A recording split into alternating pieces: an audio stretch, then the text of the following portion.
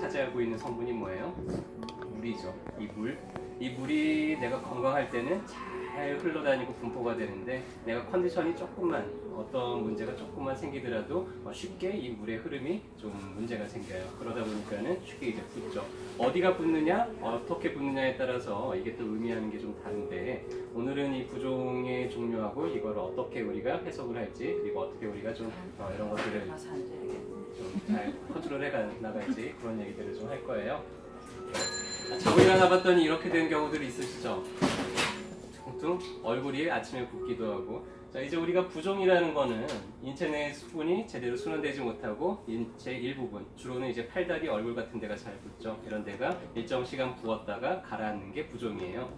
근데 어떤 분들 중에서는 부종이 저 요새 자꾸 부어요. 붓기가 잘 안 빠져요. 라고 해서 물어보면은 그냥 하루 종일 부어 있는 분들이 계세요. 자, 이거는 부종이 아니라 그냥 살이 찐 거일 가능성이 많아요. 근데 여자분들은 꼭 그걸 부었다고 좀 느끼시더라고요. 자, 그래서 부종이라는 거는 계속 부어 있는 게 아니라 일정 시간 부었다가 가라앉는 거. 보통 이제 아침에 부었다가 오후가 되면 좀 가라앉는다든지 아니면은 아침에 되면 멀쩡하게 이제 쭉 빠져 있는데 오후가 되면 될수록 점점 다리가 붓는다든지 이런 거를 얘기를 하는 거죠. 자, 부종의 원인이 어때요? 어마어마하게 많아요. 그렇죠? 상당히 많은 의미들을 부기종이 가지고 있다는 걸 알 수 있는데요. 보면 이제 정수압이 증가가 돼서 뭐 심장의 문제 뭐 이런 게 쭉 있는데 정수압이 증가가 됐다는 거는 아무튼 뭔가 순환이 잘 안 되고 있다는 뜻이에요. 교질 삼투압이 감소가 됐다는 거는 혈액이 너무 묽어져 가지고는 혈중에서도 있지 못하고 세포 쪽으로 좀 이렇게 물이 빠져나간다는 얘기고요. 그래서 뭐 단백질 같은 게 좀 부족해 가지고 이제 붓는 경우들도 있죠. 세동맥 확장과 투과성이 변했다는 얘기는 뭔가 염증 반응 같은 게 좀 있다는 얘기예요. 그래서 그런 것들을 우리가 이제 어떻게 구별할 수 있는지 특징적인 것들을 좀 같이 살펴볼 거예요. 다리가 한쪽만 부었다든지 이렇게 팔이 한쪽만 부어 있는 경우도 혹시 본 적 있으세요? 네. 이거를 이제 우리가 림프 부종이라고 부르는데 특히 이제 뭐 유방암 같은 거 수술하고 수술하는 동안에 림프절을 같이 제거가 되는 바람에 이제 림프 순환이 안 돼서 한쪽 팔이 퉁퉁 붓는다든지 혹은 다리 쪽 림프관이 막혀가지고 다리 한쪽이 퉁퉁 붓는다든지 이런 경우들이 있죠. 이런 부종은 좀 일반적인 부종하고는 좀 달라요. 그래서 수술한 다음에 뭐 이렇게 다리가 퉁퉁 코끼리 다리처럼 붓는다든지 이런 경우는 조금은 치료가 어려울 수 있어요. 림프절 자체가 아예 수술로 제거가 된 경우에는 치료 자체가 좀 어려울 수 있고요. 평생 그냥 조심하면서 살아야 될 수밖에 없을 수도 있고 어떤 수술이나 이런 외상으로 인하지 않고 저절로 이렇게 붓는 경우들은 그런 경우들이 이제 치료가 가능합니다. 일어나 봤더니 이렇게 부었다 하고 뭐 어떤 음식을 먹었더니 갑자기 얼굴이 퉁퉁 붓는다고 이제 알러지죠. 그래서 갑작스러운 알러지로 인해서 혈관에서부터 삼투압이 증가가 되면서 이렇게 얼굴이나 특정 부위가 퉁퉁 붓는 경우들이 있을 거예요. 자, 붓는데 얼굴만 붓고 피부만 붓는 게 아니라 이때는 속의 내장기관으로도 부을 수가 있어요. 그래서 내장점막 혹은 기관지 점막 같은 게 같이 부을 수가 있어요. 기관지 점막이 부으면 호흡이 갑자기 곤란해져요. 그래서 갑작스러운 이제 알러지 때문에 호흡 곤란으로 인해서 사망을 하게 되거나 쇼크가 오는 경우들이 있기 때문에 이렇게 부을 때는 우리가 유심하게 잘 관찰을 해보셔야 돼요. 그러다가 내가 뭔가 부으면서 좀 호흡이 좀 문제가 생겨 그러면 그럴 때는 바로 응급실로 달려가셔야 됩니다. 자, 이렇게 부은 건 뭐예요? 다친 거죠. 삔 거죠. 피가 보였어요. 그렇죠? 그래서 빨갛게 이제 피자국이 보이면서 붓죠. 한쪽 국소만 붓죠. 자, 이렇게 붓는 거 처음에 막 붓기 시작할 때는 뭐예요? 속에서 피가 터져가지고 피가 계속 흘러나오고 있다는 얘기예요. 피부가 찢어졌으면 바깥쪽으로 흘러나왔을 텐데 피부는 멀쩡하고 속에만 찢어졌기 때문에 속에 보이는 거죠. 자, 이때는 얼음찜질을 해가지고 피를 빨리 멈춰주는 게 우선이에요. 그래서 피가 멈춰지고 나면은 그 다음에는 이제 붓기가 조금씩 가라앉기 시작을 할 거예요. 그럼 그때부터는 이제 뜨겁게 해서 혈액이 잘 돌게 만들어가지고는 붓기를 빨리 빼주는 게 좋죠. 자, 그래서 보면은 혈관, 우리 심장이 있고 간이 있고 신장이 있고 폐가 있고 이 모든 이 내장기관을 우리가 피가 같이 돌면서 몸 구석구석을 이제 돌게 돼요. 심장이 펌프질을 해서 피를 돌리죠. 간하고 신장은 그거를 계속 여과를 해가지고 피를 깨끗하게 혈액을 깨끗하게 만들어주고 폐는 거기에다가 계속 산소를 투과를 해가지고는 산소가 어느 정도 이산화탄소가 빠져나오고 산소가 일정 농도를 유지하게 만드는 그런 역할을 하면서 이렇게 돌아요. 그래서 혈액순환하고 이 내장기관하고는 많은 관계가 있습니다.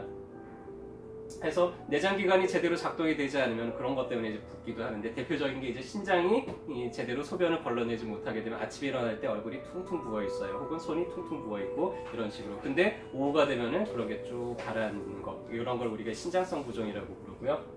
자, 심장이 펌프질을 해가지고 열심히 피를 돌려야 돼요. 근데 이 피를 돌리는 힘이 모자르게 되면은 밑으로는 저절로 이렇게 쭉 잘 내려가는데, 내려갔다가 이게 올라오는 힘이 부족하니까 자꾸만 다리 쪽으로 쌓이고 보여요. 그러다 보니까 이제 아침에 일어나면은 쭉 빠져 있는데 오후가 되면 될수록 점점 다리가 이렇게 붓기 시작을 해가지고는 저녁 때쯤 되면은 신발이 잘 안 끼어 들어간다든지 아니면 양말 자국이 깊게 파여가지고는 이 자국이 잘 안 사라진다든지 이제 이런 식으로 붓게 되죠. 그래서 심장성, 심장의 어떤 펌프질 순환력이 부족해서 붓는 부종들은 그런 식이고요. 혹은 운동을 평상시에 잘 안 하더라도 그런 부종이 오기가 쉬워져요. 그래서 그렇게 되면 오후에 다리가 붓는 분들은 열심히 운동도 하고 종아리 근육을 좀 많이 사용할 필요가 있습니다. 간이 지방간이 되거나 간에 경변이 생겨가지고는 이 혈액이 제대로 걸러지지 않으면 그래서 이제 붓는 경우들도 있어요. 그래서 그럴 때는 특징적으로 배 쪽으로 좀 많이 붓게 돼요. 그래서 이런 분들은 꼭 배가 붓는다? 그러면 이런 분들은 좀 검사를 해보셔야 됩니다. 그래서 부종의 종류에 따라서 내가 그냥 이유 없이 이렇게 아침에 보면 퉁퉁 부어있어. 그럼 저녁 늦게 먹고 자거나 혹은 너무 식사를 짜게 먹거나 이렇게 해서 붓는 경우들이 있기 때문에 그렇게 싱겁게 먹고 잠자기 전에 한 3시간 전부터는 뭘 안 먹는다든지 이렇게 관리를 하실 필요가 있고요. 어떤 기질적인 문제가 있다 그러면 그런 질환들을 이제 치료를 하면은 부종이 빠지겠죠. 자, 근데 대부분 흔한 부종들은 아침에 이렇게 얼굴이 부어있는 거 혹은 오후 되면 다리가 붓는 거, 이게 가장 흔한 부종이에요. 거의 내가 부어요라고 표현하는 분들의 99%는 그 둘 중에 하나인데요. 아침에 부어있는 거는 저녁 늦게 뭘 먹거나 혹은 내가 좀 짜게 먹거나 이런 거랑도 관계가 있어요. 그래서 그런 것들 식사 습관들을 좀 조절을 해주시면 좋고요. 자, 오후에가 되면은 이렇게 빠져 있어야 되는 게 오후가 되면 시간이 지나면서 이렇게 퉁퉁 붓는 분들이 있어요. 자, 이거는 뭐 때문이라고요? 심장, 운동이 부족해서. 특히 우리 몸에 이 심한 분들 이렇게 손을 푹 집어넣으면은 손이 푹 들어가가지고는 안 빠져나오죠. 이런 식으로 이제 심하게 붓는데요. 우리가 종아리를 제2의 심장이라고 불러요.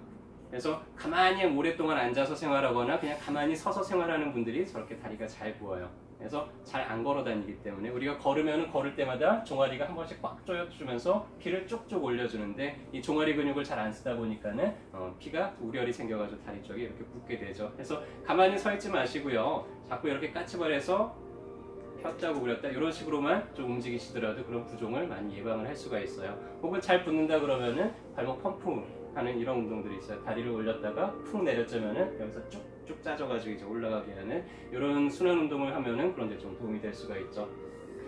자, 이게 실제로 부은 거예요? 아니면 대부분 이제 사람들이 오셔가지고는 제가 봤을 때 분명히 이 사람 살찐 것 같은데 자꾸 부었다고 이제 우기시는 분들이 있어서 저희가 인바디를 한 번씩 해봐요. 인바디를 해보면은 저희 인바디는 이 세포 내액하고 외액을 같이 측정을 할 수 있어요. 상당히 좀 성능이 좋은 기계에 속합니다. 옛날에 처음 나왔을 때는 자동차 한 대 값에 맞먹는 그런 그런 값이었는데 그 특징이 이제 8파장이기 때문에 그런데 이 세포 내액과 외액을 측정을 따로따로 할 수 있어요. 이 비율이 내액 대 외액이 2대1 정도 비율이 되는 게 가장 일상적인 건데, 근데 세포 외액량이 2대1 비율을 넘어서 조금 더 늘어나게 되면은 그러면 이제 삼투질 농도가 이제 안 맞는다든지 그렇게 평가를 할 수가 있죠. 각 부위별로도 수분 분포가 어떻게 되는지를 측정을 할 수 있고 부종 지수가 얼마나 되는지가 같이 체크가 되는데요. 이 부종 지수가 0.35가 넘어가면은 실제로 이제 부은 거에 해당이 돼요. 그래서 그런 분들은 이런 수액 대사, 혈류량, 혈액 순환을 좀 잘 되게 만들어주고 하게 되면 그 붓기가 빠지면서 체중도 좀 감소가 되겠죠. 근데 이런 건 멀쩡하면서도 실제로 체중이 늘어난 분들은 이제 다이어트를 하셔야 됩니다. 붓기를 빼는 게 아니라. 그래서 저희 한의원에 특별한 침이 있죠. 다른 한의원에서는 안 놔주는 어혈침. 어혈침이 우리가 피 혈액순환을 되게 하는 데 있어서 상당히 도움이 많이 되기 때문에 붓기 부종을 빠지게 하는데도 상당히 도움이 많이 되고 있어요. 자, 이런 식으로 이제 부종을 잘 치료하는 병원이 어디예요? 어깨동무원이와 여러분들이 지금 와 계시는 어깨동무원 붓기 부종을 잘 치료하고 혈액순환도 잘 개선을 시켜주죠. 그래서 주변에 자꾸 부어가지고는 걱정하시는 분들을 내가 발견했어요. 그럼 이제 어떻게 하셔야 돼요? 그러면 같이 어깨동무하고 같이 오시면 저희가 잘 진단해드리고 잘 치료해드리도록 하겠습니다. 그래서 저희가 날마다 이렇게 알려드리는 상식들이 주변 사람들하고 좀 같이 건강하게 살아가는데 내 건강을 유지하는데 많이 도움이 됐으면 좋겠고요. 오늘도 진료 잘 받으시고 건강한 하루 되시길 바라겠습니다. 감사합니다.